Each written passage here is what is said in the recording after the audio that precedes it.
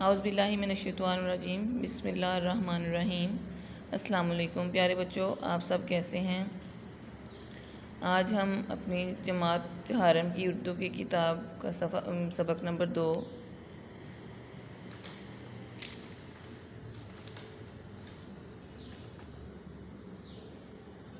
نعت کی مشق کریں گے۔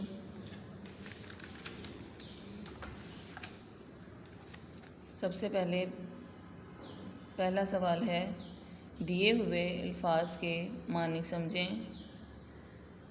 الفاظ معنی: بے کس، بے یار و مددگار، بزم، محفل یا مجلس، فرش خاک، زمین، فخر آدمیت، انسانیت کا فخر، دستگیری، مدد، اسرار، سر کی جمع، پوشیدہ باتیں، دکھ اٹھانا، تکلیف اٹھانا، سیری ہونا، جی بھرنا۔ جی پیارے بچوں، آپ نے ان الفاظ کے معنی کو بہت اچھے سے یاد کرنا ہے، ٹھیک ہے؟ اب ہم دوسرے کویشچن پہ آتے ہیں۔ دوسرا سوال ہمارا ہے، آپ نے کیا سمجھا؟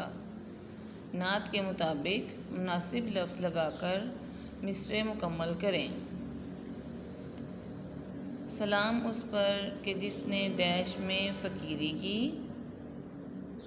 سلام اس پر کہ جس نے ڈیش میں فقیری کی، سلام اس پر کہ جس نے زخم کھا کر ڈیش برسائے،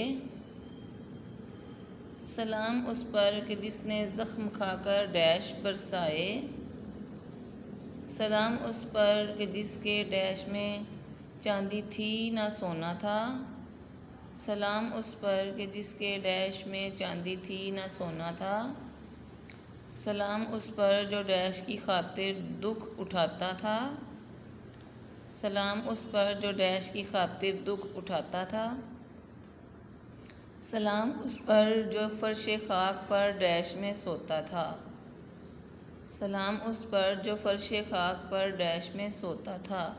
یہ میں نے آپ کو پڑھ کر سنایا، آپ نے نعت پڑھ کر یہ مصرعے مکمل کرنے ہیں۔ نعت میں ہی اس کے الفاظ ہیں، وہ آپ نے ان کو مکمل کرنا ہے۔ اب آ جائیں آپ لوگ صفحہ نمبر 10، سوال نمبر 5، لفظوں کا کھیل۔ بعض الفاظ دو لفظوں کا مجموعہ ہوتے ہیں، ایسے الفاظ کو مرکب الفاظ کہتے ہیں، جیسے ہنسی مذاق۔ نیچے دیے ہوئے لفظوں کو مثال کے مطابق صحیح لفظ سے ملائیں، یعنی مرکب الفاظ وہ الفاظ ہیں جو دو الفاظ کو ملا کر بنائے جائیں۔ اب یہاں پہ ہے خون، تو اس کے ساتھ آپ نے دیکھنا ہے کہ کون سا لفظ لگے گا، تو وہ مرکب لفظ بن جائے گا پسینہ۔ سچ مچ، کیڑے مکوڑے، شور شرابہ، کالا کلوٹا، کھیتی باڑی۔ جس طریقے سے میں نے ان کالمز کو آپس میں ملایا ہے، اسی طرح آپ بھی اپنی کتاب پر ان کالمز کو آپس میں ملائیں۔ اب ہم نیچے آئیں گے، قواعد سیکھیں۔ دیے ہوئے جملے غور سے پڑھیں۔ ہاکی میز کے نیچے ہے، یہ ہاکی نظر آ رہی ہے آپ کو، میز، اور یہ ہاکی میز کے نیچے ہے۔ آسمان پر تارے چمکتے ہیں۔ اس تصویر میں دیکھیں، آسمان پر تارے چمک رہے ہیں۔ اوپر دیے ہوئے جملوں میں حروف نیچے اور پر کو نمایاں کیا گیا ہے۔ جو حروف ایک لفظ کا دوسرے لفظ سے تعلق قائم کر کے جملہ مکمل کرتے ہیں، انہیں حروف جار کہا جاتا ہے۔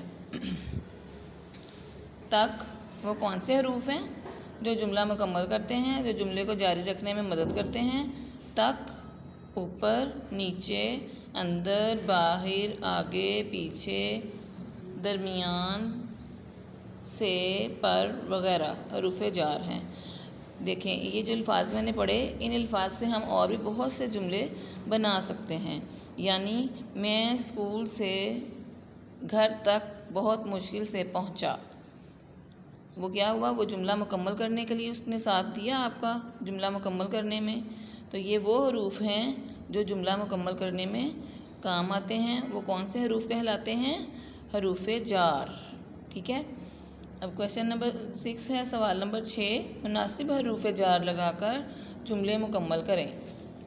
صفحہ نمبر 11 کھولیں، اس میں حروف دیے ہوئے ہیں تک، سے، پر، نے اور میں۔ پہلا جملہ ہے قلم ڈیش لکھو۔ قلم ڈیش لکھو، قلم سے ہم لکھتے ہیں تو اس لیے ہم اس میں کیا لکھیں گے؟ سے۔ قلم سے لکھو۔ اپنی پڑھائی توجہ دو۔